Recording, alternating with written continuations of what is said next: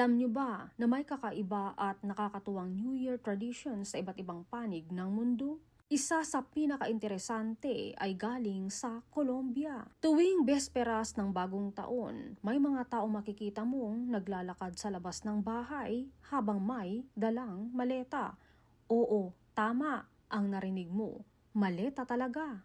Ayon sa paniniwala nila, kapag ginawa mo raw ito habang sumasalubong ang bagong taon, mapupuno ng biyahe, adventure, at bagong lugar ang darating na taon mo.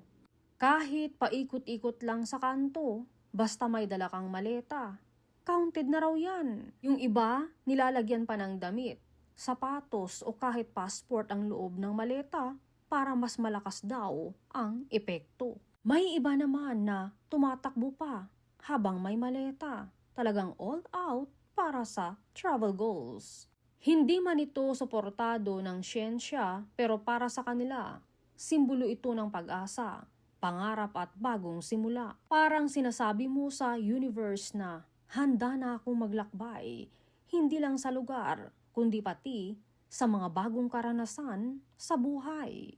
Kaya naman, kung gusto mong mas maraming gala, bakasyon, o kahit simpleng road trip ngayong taon, baka naman gusto mong subukan, wala namang mawawala, di ba?